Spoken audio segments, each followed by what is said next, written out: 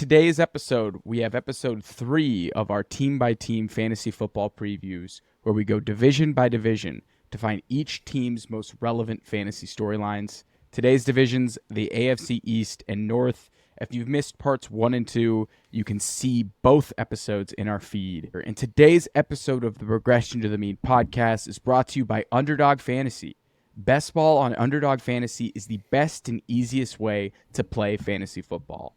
Just draft your team and that's it. No waivers, trades, or weekly start-sit decisions. Underdog will automatically play your best players at each position every week. Sign up today with promo code RTM to receive a 100% deposit match up to $100. You can sign up for as little as $10 to start drafting today. It is bar none the best way to practice for redraft leagues. Episode, again, the AFC East and North. We are going to start things off in the AFC East. Aidan assigns the teams, and Aidan did us a great favor today. He assigned the New York Jets, the football Jets of New York, to Keegan Thompson. Keegan, tell us a little bit about what you are thinking about when it comes to the Jets and fantasy football in 2023. Oh, man, I am so excited to talk about the Jets. But it comes down to 3 players, and 3 players only, I think, that I care about for fantasy, and it's Aaron Rodgers, Garrett Wilson, and Breece Tyler Hall. Conklin. I thought you were... Pull the lever. Pull the lever, conk. Oh, yes. No. That's a best ball darling for me. But I could go into some stats from last year, but I think they're all like kind of irrelevant now that we have Aaron Rodgers. Our OC has changed now to Nathaniel Hackett. But let's just start with Garrett Wilson. He's being drafted currently as like basically a top 10 wide receiver, and best ball right now is ADP sits somewhere around like the 14-15 range in those drafts. Last year, funny stat, wide receiver 8 without Zach Wilson. With him, wide receiver 60. It was atrocious how bad it was with Zach Wilson and what he did to him. So I think this year is going to be really big for him. So after the week 10 bye for New York, Garrett Wilson was averaging almost 10 targets a game at 9.9 targets a game. Like, he is their clear alpha.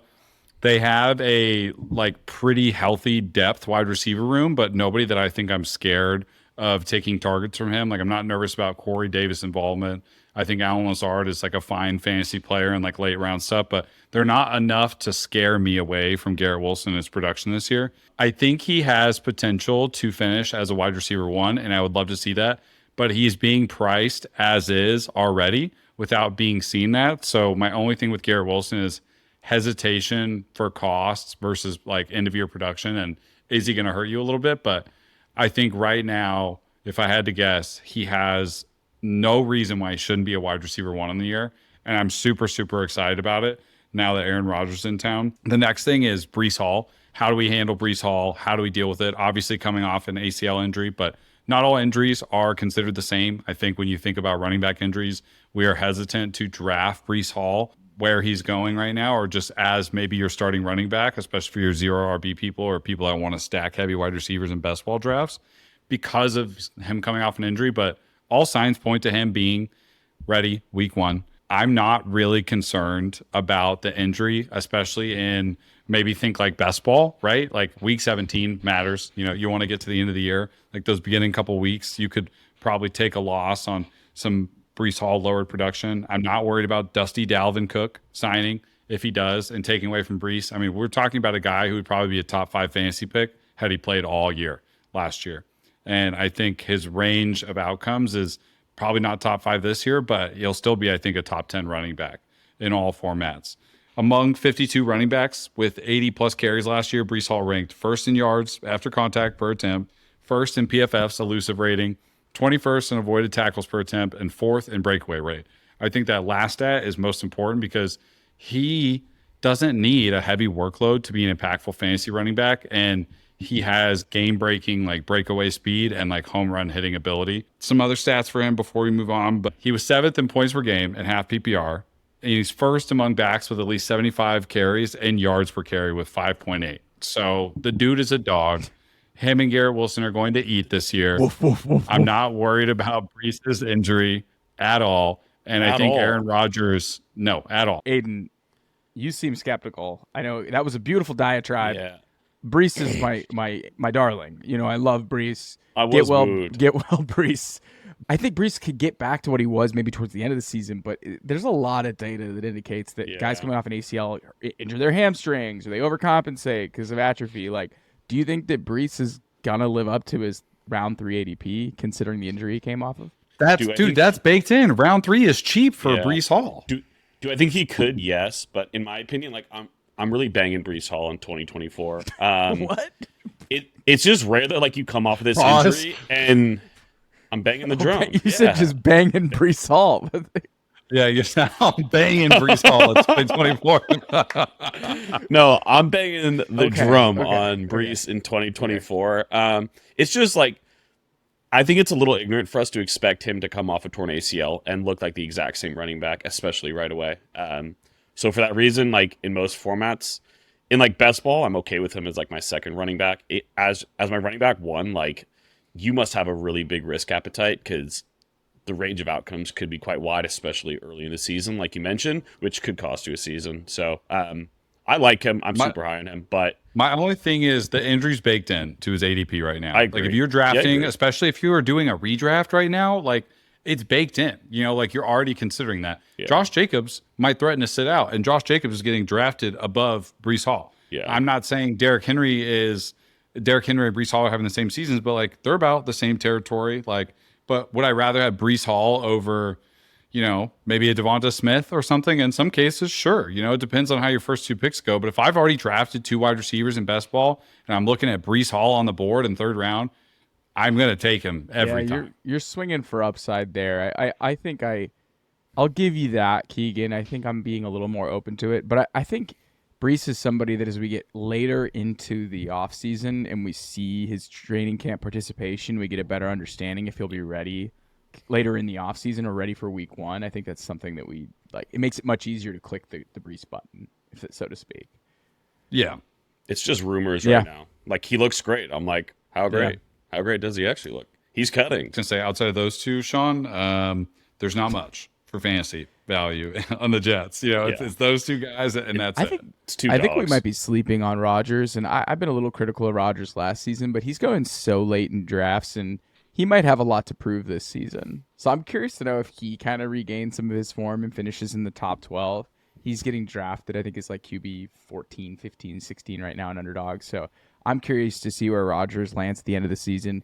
A quarterback that did not have a bad season last year, a quarterback who has led the position in points per game and points total over the past 3 seasons, is Josh Allen. And when I'm looking at the Buffalo Bills, I'm really curious if this is the season that Josh Allen stops running the ball more. So, Aidan, Keegan, if you went online right now and just Googled Josh Allen and Brandon Beane, here are some of the headlines that come up, and Brandon Beane being the GM of the Bills. Brandon Beane, glad Josh Allen plans to be a little bit smarter when running the ball. Bills GM Brandon Beane calls for Josh Allen running changes. We don't need it. Bills Brandon Beane welcomes Josh Allen's willingness to take less hits. So, you know, those are just some headlines, but then you take a look at what the team did in the offseason. They signed Damian Harris and Latavius Murray, both to modest deals, but both of those guys are like solid between the tackle thumpers, goal line guys. They also drafted James Cook the year before and traded for Nyheim Hines to give Allen a more dynamic pass catcher, dump the ball off to instead of scramble. They also brought in Dalton Kincaid, indicating they want to throw the ball more. They want to get a dynamic tight end in this offense. Like all of these facts, along with Josh Allen tearing his UCL, I think partially tearing his UCL in his elbow last season, point to the fact that the Bills are begging Allen to run the ball less. And though I think Josh Allen will still be a good quarterback if he doesn't run the ball as much, I don't think he's going to be in that top 3 discussion if he sees his rushing production and his touchdown rushing production regress as a result of running less. And I think like a really interesting stat I found is over the past 3 seasons, 23% of Josh Allen's production has come from rushing the football. So pretty healthy mix of passing and rushing, but rushing is a huge component of Josh Allen hitting home as a quarterback one. And we're drafting him in Hurts and Mahomes, and I kind of feel like they have their own separate tier if Allen is going to run the ball less this season. So, like, is this the year that Josh Allen kind of falls off a cliff? I don't think that happens, but is this the year that Josh Allen isn't a top 3 quarterback and we have Lamar re-entering the conversation, we have Justin Fields entering the conversation, and Allen's more of that 5-6 range, finishing maybe even behind Burrow? I think that's definitely in a range of outcomes if Allen runs the ball less. So I know I just threw some anti-Josh Allen propaganda at Keegan, which is basically his catnip. So I know he probably loved that whole entire situation, but are you buying Josh Allen running less, and are you buying that it'll hurt his overall fantasy production? I think I am for sure. Also, speaking of one of the running backs they signed, Latavius Murray's 2022 stats are not Bad. He's bad. good. He might eat into Damian Harris's workload. He might actually get annoying. more love. He's so annoying. Okay, so with that, the reason I bring that up is they have two guys who are really good at between the tackles, two guys that are like pretty good at finding the end zone, and Damian Harris and Latavius Murray. James Cook, I don't think received a single rushing attempt inside the 5-yard line last year. No, he's efficient so though. I'm not He's worried like about an efficient. Yeah, exactly. But they've got these two guys that are like built to bring the ball into the end zone from like short rushing game, and that to me, I'm like, yeah, you take away Josh Allen leaping over the goal line and things like that, and yeah, you lose a significant amount of fantasy points. I don't know if the drop off is steep for him. I think he's still elite fantasy quarterback, like top 5, top 6 potential for sure. But I definitely am buying the fact that he will not be running the same amount. Aidan, you buying it? I'm into that. I don't think I'm sipping the Kool-Aid, to be honest. I think they're going to design less for him, but I think a big part of Josh Allen's game is like he's such an instinctual player. Like a lot of those just kind of off-script plays, like he's going to keep doing. I think that's what makes Josh Allen so special is he has that confidence and that natural ability to where, you know, when things kind of fall apart, like he kind of thrives in chaos. So I think That's a good point. like two-pronged here. I think designed runs, yes, like they're going to try to stop Josh Allen from running more. But if he does fall out of the top 3, I don't think it's because that's the main reason. I think it's because there's a lot of really good quarterbacks, especially some dual threat guys like Fields, like Lamar, that could just surpass him. But I'm not buying a huge dip in his rushing personally. Shifting here from Buffalo to a much warmer location, the Miami Dolphins. Aidan, tell us a little bit about the Miami Dolphins and their fantasy prospects in 2023. The talk about Tua all summer has been pretty fascinating because it's pretty much like everyone's just walking on eggshells. Like, what happens if Tua gets another concussion? Is his career over? Its brain's going to fall out of his ears. I think there's a world where Tua stays healthy and they kind of pick up where they started in the first half of 2022. They supported 2 top 10 wide receivers in fantasy and didn't really do anything in the offseason to add to that wide receiver room. If anything, they probably lost competition in terms of kind of target shares. Let's not forget about Chosen Anderson. And your guy Braxton Berrios. Can't forget Braxton Berrios. So in my opinion, like I'm still super all in on both of those wide receivers. I think especially at ADP, I'm definitely scooping them up in best ball right now. I'll be doing the same in redraft. I'm pretty excited.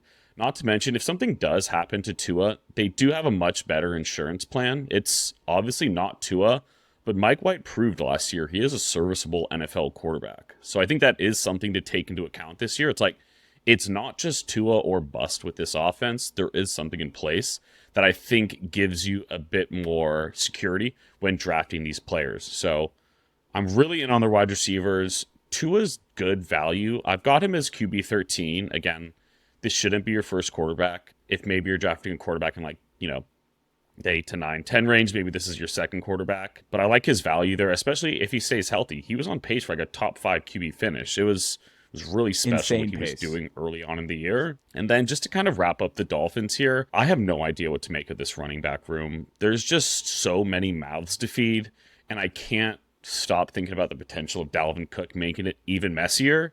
So these are more of best ball guys for me. They're all cheap. They're all going late. No one really knows what the split is going to look like. Is it going to be like, how much is it Devin Achane going to play? How much is Mostert going to play? Like, there's too many question marks there for me. I won't be touching it in redraft unless it's insanely cheap. But yeah, if you know what's going on with this running back room, go ahead and buy yourself a lottery ticket or something, because you know something I don't. I'm not touching it. Yeah, it seems pretty murky. Another team in general that is murky. I can't believe you assigned him the Cardinals on the last episode, and you assigned him the Patriots on this episode. That's what you get. You got the Jets. You got to talk about He got Breece. the You got to Jets. sell Breece to the masses. Keegan, tell us a little bit about the New England Patriots and their offense in 2023. How are we approaching this for fantasy? I don't really know what to say here about them. There's not much to say. Mondre? That's really yeah. it. The first thing I think is important is Bill O'Brien will be a upgrade over Matt Patricia, and the offense should get better. Does that mean anything for me to care about? Probably not, honestly. Like, Matt Patricia was bad. Mac Jones was also bad last year, and he had a great rookie year. He was really good at Alabama, but he's a quarterback that needs a very good offensive line and needs a QB-friendly offensive scheme to succeed. He is not like one of these. He's not like a Kenny Pickett or like a Sam Howell that's like sneaky athletic and get out of the pocket. Like, he is a pocket passer. He needs to be in good structure to succeed.